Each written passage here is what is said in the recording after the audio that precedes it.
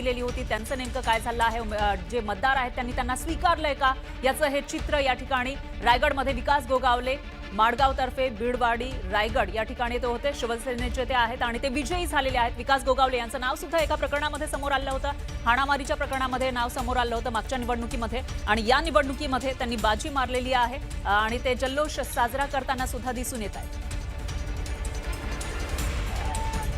तर महाराष्ट्रातील कोणत्या विभागामध्ये कशा पद्धतीने चित्र आहे, त्याच्यामध्ये कोकण असेल, पश्चिम महाराष्ट्र असेल किंवा मराठवाड्याचं चित्र आपण बघितलं, आणि त्याचबरोबर जे नेत्यांचे नातेवाईक निवडणुकीच्या रिंगणामध्ये उतरलेले होते त्यांचं नेमकं काय झालं, मतदारांनी त्यांना स्वीकारलं की नाकारलं, हेही आपण न्यूज 18 मराठीच्या माध्यमातून बघत आहोत। रायगडमध्ये विकास गोगावले माडगाव तर्फे बीडवाडी गटामधून ते निवडणुकीच्या रिंगणामध्ये उतरलेले होते। भरत गोगावले यांचे चिरंजीव विकास गोगावलेंचा विजय झाला, आपल्यासोबत ते थेट आहेत।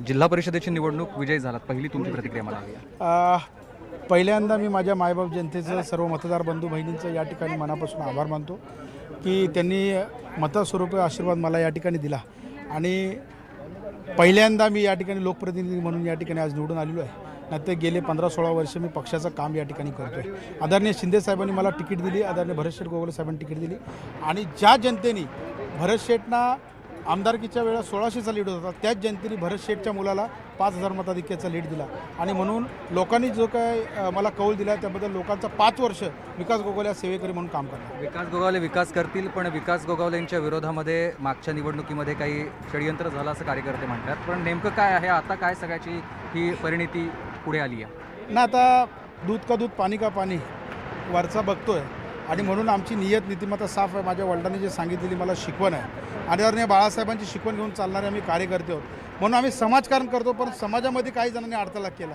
म्हणून आज ते प्राचित त्यांना भोगावं लागतं, आणि म्हणून शिवसेनेने आज क्लीन स्वीप दिली। राज्यातले सत्ताधारी इथे विरोधात होते, म्हणजे अगदी भाजपा पण विरोधात आहे, आणि तटकरे ते तर आता पारंपरिक विरोधक तुमचे, तसे चित्रच आहे। तटकरेंचं डाव साधण्यामध्ये तटकरे माहीर आहेत, आणि ते सोयीचं राजकारण करतात, म्हणून काल रामदासभाईंनी जे वक्तव्य केले ते चुकीचं काय चुकीचं रामदासभाई बोलले, रामदासभाई बरोबर बोलले की तटकरे साहेबांसारखा विश्वासघाती माणूस या रायगड जिल्ह्यामध्ये नाही, या रायगड जिल्ह्यामध्ये सोडा अख्ख्या महाराष्ट्रामध्ये नाही, आणि म्हणून त्याप्रमाणे जे काय सगळं हळूहळू खरं ठरलं, आणि उद्याच्या भविष्याच्या दृष्टिकोनाने भारतीय जनता पार्टीला पण समजेल। शेवटचा प्रश्न मला विचारायचा आहे, पुढच्या 5 वर्षामध्ये विकास गोगावले कुठे दिसतील, आणि 5 वर्षानंतर 2029च्या निवडणुकीत कुठे असतील? आत्ता मी रायगडचा सेवेकरी म्हणून पहिला या ठिकाणी लोकप्रतिनिधी झालेलो आहे जिल्हा परिषदचा, त्या जिल्हा परिषदच्या माध्यमातून चांगलं काम या ठिकाणी संपूर्ण जिल्ह्याला दाखवेल, आणि मग नंतर जिल्हा ठरवेल काय करायचं आहे, आणि त्याच्याकरता निश्चित फडणवीस साहेबांचे आशीर्वाद, शिंदे साहेबांचे आशीर्वाद मी घेईन। नक्की, धन्यवाद आमच्याशी बोलल्याबद्दल। व्हिडिओ जर्नलिस्ट सचिन कुबडेचा, सुमित सावंत, न्यूज 18 मराठी। हे सगळे मानले का भेटे?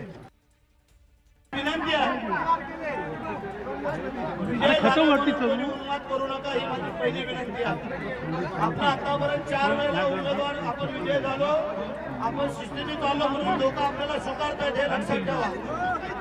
विरोधकांनी देव पाण्यात घेऊन ठेवले होते, 3-3, 4-4 पक्ष एकत्र आले, परंतु त्यांना तुम्ही आसमान दाखवलं, त्याबद्दल तुम्हाला सगळ्यांना माझा नमस्कार।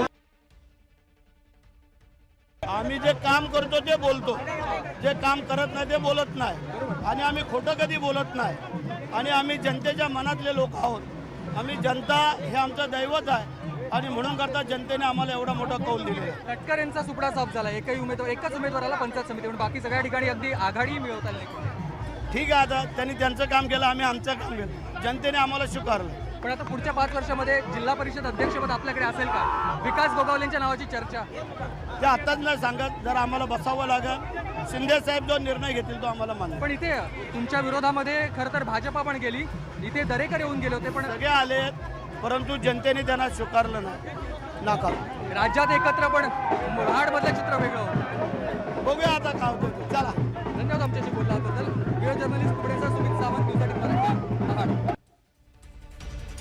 तर रायगडमध्ये गोगावलेंनी ताकद लावलेली होती, त्यांना विजय येताना दिसून येतोय। त्याचबरोबर अलिबागमधलं चित्र नेमकं काय आहे तेही आपण या ठिकाणी समजून घेण्याचा प्रयत्न करणार आहोत। रायगड जिल्ह्यातल्या अलिबागमधील थळ मतदारसंघामधून शिवसेनेच्या मानसी दळवी यांना विजय मिळालेला आहे। तर मानसी दळवी या शिवसेनेचे अलिबागचे आमदार महेंद्र दळवी यांच्या पत्नी आहेत, म्हणजे त्या या ठिकाणी विजयी झालेल्या आहेत, आणि मतदारांनी त्यांना स्वीकारल्याचं दिसून येत आहे।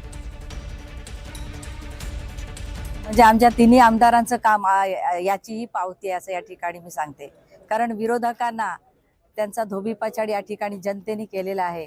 आणि जर तुम्ही पाहिलं तर थळ मतदारसंघ सोडून इतर मतदारसंघामध्ये सुद्धा अतिशय भरघोस मतांनी असे आमचे उमेदवार शिवसेनेचे शिंदे गटाचे निवडून आलेले आहेत.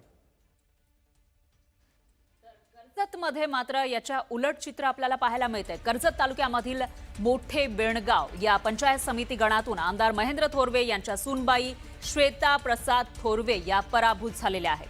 चित्रा जगदीश ठाकरे या नवख्या उमेदवारानं त्यांना पराभूत केला आहे. ही पंचायत समिती आमदार महेंद्र थोरवे यांनी प्रतिष्ठेची केलेली होती. मात्र एका नवख्या उमेदवार चित्रा ठाकरे यांनी विजय मिळवलेला आहे. तर 500 पेक्षा जास्त मतांनी श्वेता थोरवे यांचा पराभव झालाय. आमदार महेंद्र थोरवे यांना परिवर्तन विकास आघाडीनं जोरदार धक्का दिल्याचं या ठिकाणी पाहायला मिळतंय. तर पंचायत समितीमध्ये नेमकं काय चित्र आहे ते आपण या ठिकाणी बघतोय. साताऱ्यामध्ये आणि साताऱ्यामधलं चित्र आपण बघितलं तर इथं भाजप 180 जागांवर विजयी झाल्याचं पाहायला मिळतंय. त्याच्यानंतर शिवसेना 2500 जागांवर विजयी झालेला आहे. पंचायत समिती आणि झडपीचा हा गुलाल आज उधळला जातो. निकाल आपण सकाळी 10 वाजल्यापासून वेगवान पद्धतीनं बघतोय. महेंद्र थोरवे यांच्या सुनेला पराभवाचा धक्का बसलेला आहे. ही सगळ्यात मोठी गोष्ट म्हणावी लागेल, कारण थोरवेंनी आपली प्रतिष्ठा पणाला लावलेली होती. मात्र त्यांच्या सुनबाई इथं पराभूत झाल्या. एका नवख्या उमेदवार म्हणजे चित्रा ठाकरे यांनी त्यांचा पराभव केला आणि मुख्य म्हणजे 500 पेक्षा जास्त मतांनी त्यांचा पराभव झाला.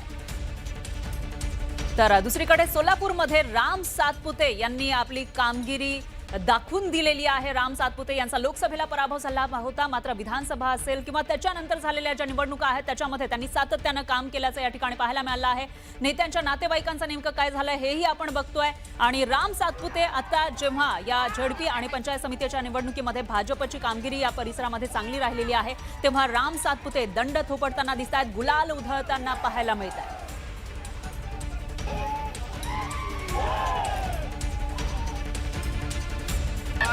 मध्ये भारतीय जनता पार्टीचा सुपडा साफ करणारी औलाद अजून जन्माला यायची. आणि ते एखाद्या दारुड्याने बेवड्याने म्हणलं इथलं भाजप संपत नसतं. इथलं भाजप हे ताकदीने उभा करायचं काम राम सातपुतेने केलेलं आहे. आज मोहिते पाटलाचा घरातला उमेदवार आम्ही पंचायत समितीला पाडला, जिल्हा परिषदला जानकरचं पोरग पाडलं. राज्याचे नेते देवाभाऊ जयाभाऊ यांचा हा विजय आहे. आणि यामुळे हा विजय मी या ठिकाणी इथल्या जनतेच्या चरणी समर्पित करतो. इथल्या जनतेला त्या ठिकाणी विश्वास देतो. तुम्ही जो विश्वास आमच्यावर टाकलाय त्याला कधीही तडा जाणार नाही. लोकसभा आणि विधानसभेचा एकत्रित कार्यक्रम आम्ही केलेला आहे. या ठिकाणी आपण बघितलं की दोन्ही शक्ती एकत्र आल्या होत्या आणि त्यांनी त्यांचं सर्वस्व या ठिकाणी पणाला लावलं होतं. पण जनता ही कामाच्या माणसासोबत उभी राहिली. कोण काम करतं आणि कोण जनतेच्या सगळ्या प्रश्नांना उपलब्ध राहतं याला जनतेने आज कौल दिलेला आहे, विजयाचा कौल दिलेला आहे. आणि आमच्या सगळ्या भारतीय जनता पार्टीच्या कार्यकर्त्याचं या ठिकाणी मनापासून अभिनंदन, कारण त्यांनी दिवस रात्र यासाठी मेहनत घेतली होती. मी बघितलं आहे की एखादी शेतकरी महिला जरी असेल ती रानात जातानाही तिच्या मुलाला सोबत घेऊन जाते. त्याच महिलेपासून मी प्रेरणा या ठिकाणी घेतली. खरं तर ही गोष्ट, हा प्रवास माझ्यासाठी आव्हानात्मक होताच, पण हिला मी घरी ठेवून देखील जाऊ शकत नव्हते. टीका करणाऱ्यांनी छोट्या बाळाला देखील सोडलं नाही याचं मला खूपच खेद या ठिकाणी वाटतो. पण हा सगळा प्रवास पार पडला.